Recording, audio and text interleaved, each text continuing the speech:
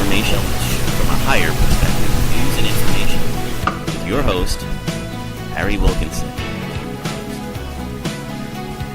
Hello, and welcome to the Spirit and Wellness Show. I am Harry Wilkinson, and this is the show where we take a look at the days and weeks events, happenings in international news, in politics, technology, the environment, everything that we hear about, interact with, all of the stories that we are exposed to through the various media, and the ever-increasing amount of information flow that seems to wash over us. And we take a step back and we look at it from a higher perspective. And when I say a higher perspective, it is the perspective of, a bigger picture. Let's put it that way. A bigger picture. With the sort of eye of a metaphysics or metaphysical truths. Basically the idea that what we are experiencing in the outer world is a reflection, just a reflection of what is truly in our inner world. But what's in our inner world and the truth of who and what we really are is much more than those reflections in the outer world. Much of what we perceive as being outside of us is something we actually are actively creating at the highest level of our being. That's where the metaphysics part comes in. That we as beings are more than our physical bodies and attributes. That we actually are part of a divine mind, if you will, a consciousness that is creating everything. And because this consciousness is so vast, is beyond the ideas of fear and loss and hatred and death, we create scenarios, if you will, kind of like virtual reality games, in which we can experience some of these things, some of these feelings, some of these thoughts. And we do it to have these experiences, but mostly to expand ourselves and to reconnect with the truth of who and what we really are. So basically, the idea behind what I do on this show when we talk about current events is we take that higher perspective. We use what Native Americans call hawk medicine. We look at the bigger picture. We look at how we are creating what we're creating.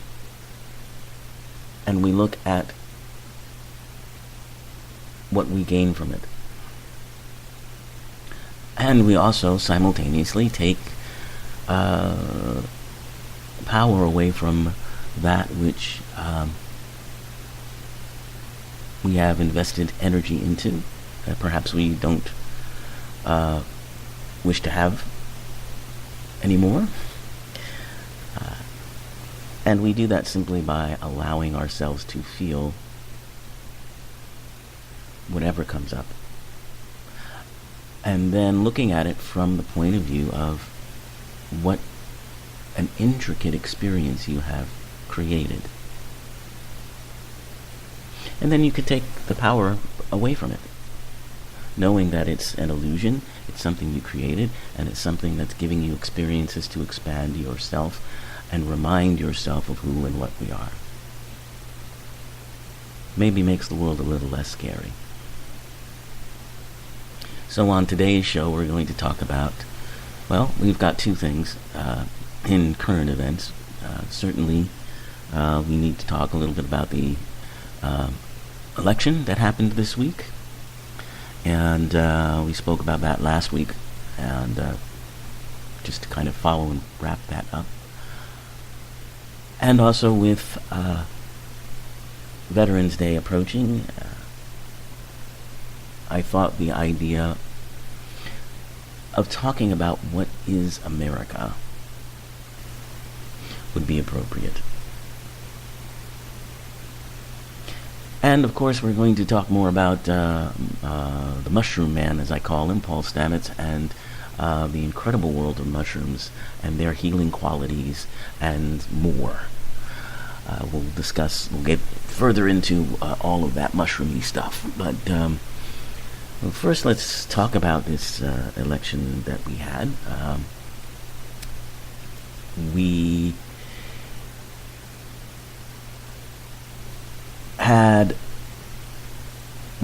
had some interesting results in the elections, in the races for the Senate and the House of Representatives and governorships and all of those things. It seems that, and this is where the question of what is America comes in. It seems that there are those who have one vision of what America is, and there are those who have a different kind of vision of what America is. Now, just to talk about the results of the election, the Democrats have taken the House of Representatives. If you hadn't heard already, many people were expecting a blue wave as a sort of reaction to what appears to be an increasingly nationalistic tone from the president and his party of Republicans. And certainly some very fear-based actions have been taken. And it was thought that there would be a blue wave to sort of counteract that. And there was. Perhaps not as big as some would have thought. But it's more of a slow-moving wave, if you will. Because the election results are still sort of coming in, they're finding that there certainly are more Democrats being elected into the House than was initially thought. And there are local governments and governorships in which Democrats have been winning. And so there definitely is a reaction to what has been going on in our national politics. And as I mentioned, I've always talked about this in relation to our president. Mr. Trump, I believe, is connected to what Native Americans call Heyoka medicine. And I explained this term several times throughout the run-up to the presidential election and then afterwards in relation to what Mr. Trump represents. And Heyoka medicine, as I mentioned, and if you're not familiar with the term, I'll repeat myself to clarify. In Native American cosmology, the Heyoka shaman, or the Heyoka warrior, is the shaman, is is the person that turns everything upside down on its head. Heyoka is the clown who throws everything into chaos. Heyoka warriors ride backwards into battle. Heyoka leaders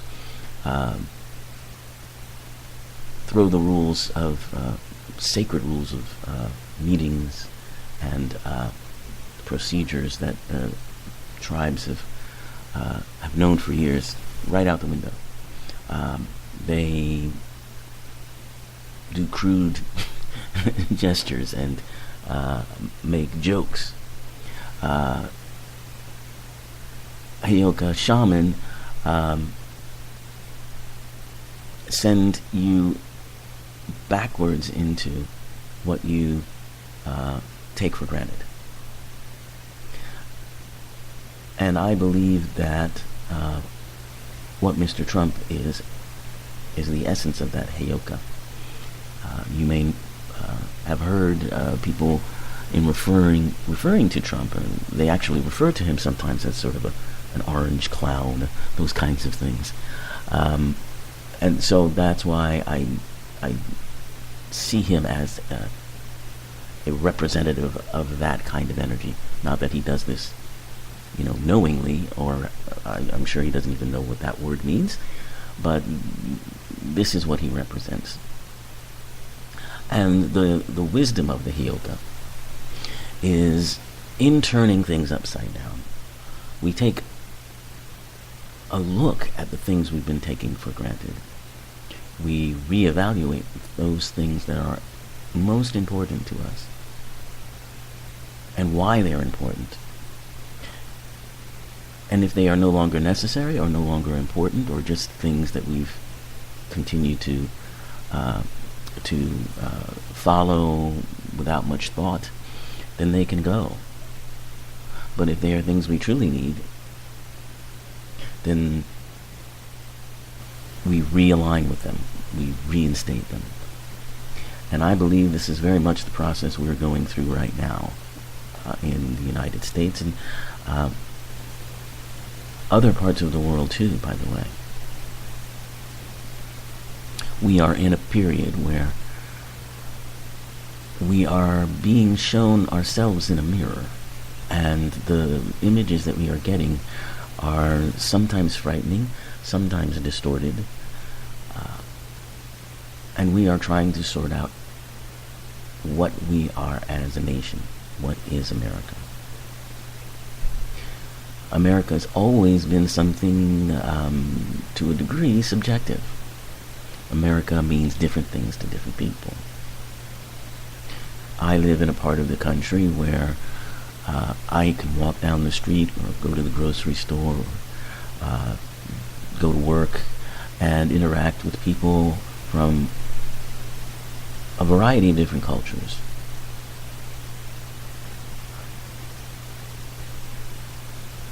There's a multicultural mix to my world that, from what I understand, simply doesn't exist to certain people in other parts of the country. And not only doesn't it exist, it's something that's quite frightening to a group of people who are not sure what it means. So, as a result, there's an awful lot of fear-based rhetoric happening, particularly as we are evolving as a country, as a world, as a people, and rapidly so. Those rapid changes have caused a